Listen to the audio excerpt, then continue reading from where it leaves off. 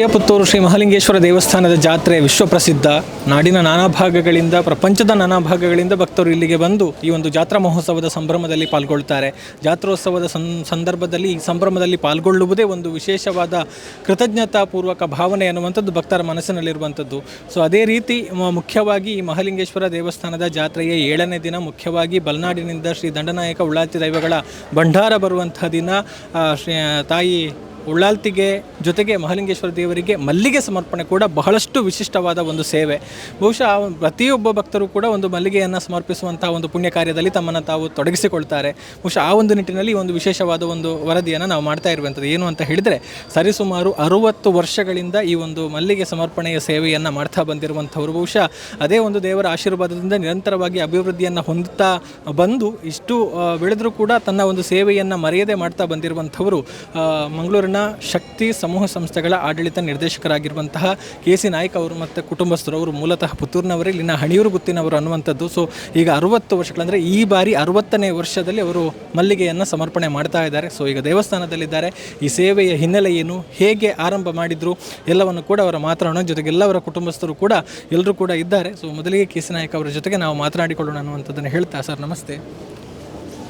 ಮಹಾಲಿಂಗೇಶ್ವರ ದೇವರಿಗೆ ನನ್ನ ಭಕ್ತಿಪೂರ್ವ ನಮಸ್ಕಾರವನ್ನು ಸಲ್ಲಿಸ್ತಾ, ನಾನೊಬ್ಬ ಮಹಾಲಿಂಗೇಶ್ವರ ಸುತ್ತಮುತ್ತಲಿನ ಗ್ರಾಮದಲ್ಲಿ ಹುಟ್ಟಿದವನು.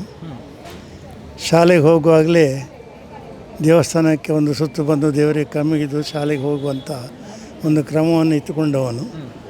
ಆನಂತರ ಬೆಳೆಯುತ್ತಾ ನಮ್ಮ ಪಯಣ ಮಂಗಳೂರು ಹತ್ರ ಹೋಯಿತು. ತದನಂತರ ದೇವಸ್ಥಾನದ ಒಬ್ಬ ಟ್ರಸ್ಟಿ ಆದೆ. ಅಂದಿನಿಂದ ಪ್ರತಿ ವರ್ಷ ಟ್ರಸ್ಟಿಯಾದ ಮರು ವರ್ಷದಿಂದ ಪ್ರತಿ ವರ್ಷ ನಾನು ದೇವರಿಗೆ ಹೂವನ್ನು ಕೊಡ್ತಾ ಇದ್ದೇನೆ. ಮಹಾಲಿಂಗೇಶ್ವರ ದೇವರಿಗೆ ಮತ್ತು ಉಳ್ಳಾಲ್ತಿ ದೇವರಿಗೆ. ಇಷ್ಟುವರೆಗೆ ದೇವರು ನನಗೆ ಬಂದು ನನ್ನ ಕಾಣಿಕೆಯನ್ನು ಸ್ವೀಕಾರ ಮಾಡುವಂಥ ಒಂದು ಸೌಭಾಗ್ಯವನ್ನು ಕೊಟ್ಟಿದ್ದಾರೆ ಮಹಾಲಿಂಗೇಶ್ವರ ದೇವರು ಮತ್ತು ಉಳ್ಳಾಲ್ತಿ ತಾಯಿ.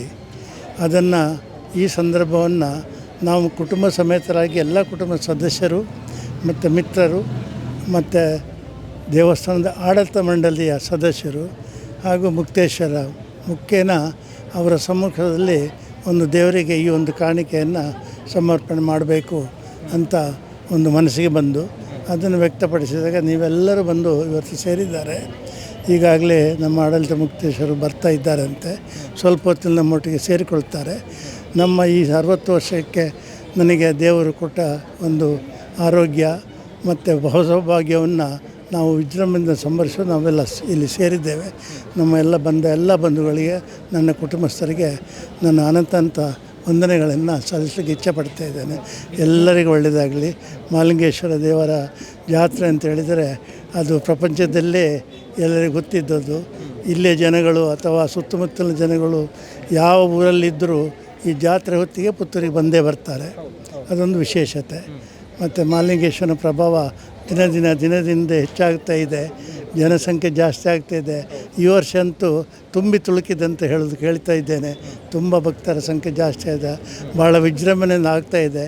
ಈ ಸಂದರ್ಭದಲ್ಲಿ ಈ ಮ್ಯಾನೇಜಿಂಗ್ ಟ್ರಸ್ಟಿ ಹಾಗೂ ಅವರ ಸದಸ್ಯರುಗಳಿಗೆ ನನ್ನ ವಂದನೆಗಳನ್ನು ಸಲ್ಲಿಸಲಿಕ್ಕೆ ಇಚ್ಛೆಪಡ್ತಾ ಇದ್ದೇನೆ. ಮಹಾಲಿಂಗೇಶ್ವರ ದೇವರ ಒಂದು ಕಾರಣಿಕ ಶಕ್ತಿ ಸರ್, ನಿಮ್ಮ ಬಾಳಿನಲ್ಲಿ ಅಥವಾ ನಿಮ್ಮ ಬದುಕಿನಲ್ಲಿ ನೀವು ಗಮನಿಸಿದ ಹಾಗೆ ಹೇಗೆ ಒಂದು ನನಗೆ ಏನಾದರೂ ಕಷ್ಟ ಬಂದರೆ ಮತ್ತು ಸುಖ ಬಂದರೆ ನನ್ನ ಬಾಯಿಂದ ಬಂದರೆ ಮಹಾಲಿಂಗೇಶ್ವರ ಅಂತ. ಅದು ನಾನು ಮಾತ್ರ ಅಲ್ಲ, ನನ್ನ ಕುಟುಂಬಸ್ಥರಲ್ಲಿ ಇದ್ದಾರೆ, ಅವರ ಬಾಯಲ್ಲಿ ಬರೋದೇ ಮಹಾಲಿಂಗೇಶ್ವರ ಸುರಿಗೆ. ಆ ನಂತರ ಮಹಾಲಿಂಗೇಶ್ವರ ಭಕ್ತ ಆದೆ. ಮಂಗಳೂರಿಗೆ ಹೋದೆ. ಮಂಗಳೂರಲ್ಲಿ ಗೋಪಾಲಕೃಷ್ಣನನ್ನು ಗುರುತಿಸಿ ದೇವಸ್ಥಾನವನ್ನು ಮಾಡಿಸಿಕೊಟ್ರು. ಆದರೂ ಮಹಾಲಿಂಗೇಶ್ವರ ಮತ್ತು ಗೋಪಾಲಕೃಷ್ಣ ಅಂತ ಬಂದುಬಿಡ್ತದೆ. ಗೋಪಾಲಕೃಷ್ಣ ದೇವರ ಆರಾಧನೆ ಮಾಡ್ತಾಯಿದ್ದೇವೆ. ಎಲ್ಲದಕ್ಕೂ ಕಾರಣಭೂತರು ನಮ್ಮ ಮಹಾಲಿಂಗೇಶ್ವರ ದೇವರು ಅಂತ ನಾನು ನಂಬಿದವನು. ಸೊ ಅದೇ ರೀತಿ ಎಲ್ಲ ಕುಟುಂಬಸ್ಥರು ಸೇರಿಕೊಂಡು ಈ ದೇವರ ಸೇವೆಯಲ್ಲಿ ತೊಡಗಿಸಿಕೊಂಡು ಹೌದು, ಎಲ್ಲರಿಗೂ ಹಂಚಿಕೊಳ್ತೇನೆ. ಯಾಕೆಂದರೆ 60 ವರ್ಷ ನಿರಂತರ ಒಬ್ಬನ ಕೈಯಿಂದ ನಿರಂತರ 60 ವರ್ಷ ಒಂದು ಕಾರ್ಯಕ್ರಮ ಮಾಡುವಂಥದ್ದು ಬಹುಶಃ ಸ್ವಲ್ಪ ವಿರಳ ಅಂತ ಕಾಣುತ್ತೆ. ಎಲ್ಲರಿಗೂ ಸಿಕ್ಕುವುದಿಲ್ಲ ಅಂತ. ಅದು ಭಾಗ್ಯ ನನಗೂ ನನ್ನ ಕುಟುಂಬಸ್ಥರು, ನನ್ನ ಹೆಂಡತಿಗೆ, ಮಗನಿಗೆ ಸಿಕ್ಕಿದೆ. ನಮ್ಮನ್ನು ನೋಡುವಂಥ ಭಾಗ್ಯ ಮಗ ಇದ್ದಾನೆ, ಅವನಿಗೆ ಸಿಕ್ಕಿದೆ. ಮಗಳಿದ್ಲು, ಮೊನ್ನೆ ಅಮೆರಿಕ ಹೋದ್ಲು. ಅವರಿಗೆಲ್ಲ ಮತ್ತು ನಮ್ಮ ಎಲ್ಲ ಕುಟುಂಬಸ್ಥರಿಗೆ ನಮ್ಮನ್ನೊಂದು ಏನೋ ಗೌರವಾನ್ವಿತವಾಗಿ ನಮ್ಮನ್ನು ನೋಡ್ತಾ ಇದ್ದಾರೆ. ನನ್ನನ್ನೊಬ್ಬ ಹಿರಿಯ ವ್ಯಕ್ತಿ, ಒಂದು ಕುಟುಂಬದ ಹಿರಿಯ ಸದಸ್ಯ ಅಂತ ಕೊಡುವ ಎಲ್ಲ ಥರದ ಗೌರವವನ್ನು ಕೊಡ್ತಾ ಇದ್ದಾರೆ. ಈ ಸಂದರ್ಭದಲ್ಲಿ ಹೇಳಿಕೆ ಇಚ್ಛೆಪಡ್ತಾ ಇದ್ದೇನೆ. ಎಲ್ಲವೂ ಕೂಡ ದೇವರ ಮಹಿಮೆ. ಹೌದು. ಇನ್ನು ಎಷ್ಟು ವರ್ಷ ಈ ಹೂವನ್ನು ನನ್ನ ಕೈಯಿಂದ ಪಡಿತಾನೆ ಅಂತ ಅವನಿಗೆ ಬಿಟ್ಟದ್ದು. ನನ್ನ ಮಗ ಇದ್ದಾನೆ, ಅವನು ಮುಂದರ್ಸ ಬರ್ತಾನೆ ಮುಂದಕ್ಕೆ. ಅವರ ಎಲ್ಲಮಸ್ತರು ಇಲ್ಲಿ ಸೇರಿಕೊಂಡು ಯಾವ ರೀತಿ ಒಂದು ಮಲ್ಲಿಗೆ ಅಂದರೆ ಹೂವಿನ ಸಮರ್ಪಣಾ ಸೇವೆಗೆ ಅವರ ಜೊತೆಗೆ ಸೇರಿಕೊಂಡಿದ್ದಾರೆ ಅನ್ನುವಂಥದ್ದು ಬಹುಶಃ ಇದೊಂದು ಬಹಳಷ್ಟು ಒಂದು ವಿರಳವಾದ ಒಂದು ಸಂದರ್ಭ ಅನ್ನುವಂಥದ್ದನ್ನು ಕೂಡ ನಾವು ಇಲ್ಲಿ ವಿಶೇಷವಾಗಿ ಹೇಳ್ಬೋದು. ಅಂದರೆ ನಿರಂತರವಾಗಿ ಒಂದು 60 ವರ್ಷಗಳಿಂದ ಈ ಒಂದು ಸೇವೆಯನ್ನು ಮಾಡಿಕೊಂಡು ಬಂದು ಇದೀಗ 60ನೇ ವರ್ಷದ ಸಂದರ್ಭದಲ್ಲಿ ದೇವರಿಗೆ ಒಂದು ಹೂವನ್ನು ಸಮರ್ಪಣೆ ಮಾಡ್ತಾ ಇದ್ದಾರೆ. ಬಹುಶಃ ಮುಂದಕ್ಕೂ ಕೂಡ ಇಂತಹ ಒಂದು ಸೇವೆ ಇವರ ಮೂಲಕ ನಿರಂತರವಾಗಿ ನಡೆದುಕೊಂಡು ಬರ್ತಾ ಇರಲಿ ಅನ್ನುವಂಥ ಒಂದು ಆಶಯವನ್ನು ಕೂಡ ನಾವು ಈ ಸಂದರ್ಭದಲ್ಲಿ ವ್ಯಕ್ತಪಡಿಸ್ತಾ ಇದ್ದೇವೆ. ಈ ರೀತಿ ಬಂದು ಸೇರಿರುವಂತಹ ಎಲ್ಲರೂ ಕೂಡ ಅತ್ಯಂತ ಭಕ್ತಿಯಿಂದ ಈ ಒಂದು ದೇವರಿಗೆ ಸಮರ್ಪಣೆ ಮಾಡೋದಕ್ಕೆ ಇಲ್ಲಿ ಸಜ್ಜಾಗಿದ್ದಾರೆ ಅನ್ನುವಂಥದ್ದನ್ನು ಹೇಳ್ತಾ ಲತೇಶ್ ವಿಟ್ಲ ಜೊತೆಗೆ ಗೌತಮ್ ಶೆಟ್ಟಿ, ಸುದ್ದಿ ನ್ಯೂಸ್, ಪುತ್ತೂರು. ಅತ್ತೆ, ಇದು ನನ್ನ ಬರ್ಡೇ ಗಿಫ್ಟ್. ಇದೆಲ್ಲ ಜೀವನದಲ್ಲಿ ನನಗೋಸ್ಕರ ತಗೊಂಡ್ಬಂದಿದ್ದಾರೆ. ನಿನ್ ಮೇಲೆ ತುಂಬಾ ಚೆನ್ನಾಗಿ ಕಾಣುತ್ತೆ. ಇದು ತುಂಬಾ ಚೆನ್ನಾಗಿದೆ ಅಲ್ವಾ? ತುಂಬ ಚೆನ್ನಾಗಿದೆ.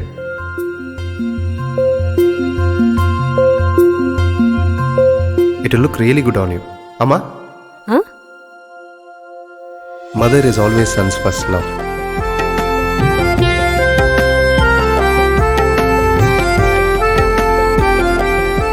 ಪ್ರತಿ ಪೀಳಿಗೆಯ ಪ್ರೀತಿಯ ಮಳಿಗೆ GL ಆಚಾರ್ಯ ಜುವೆಲ್ಲರ್ಸ್.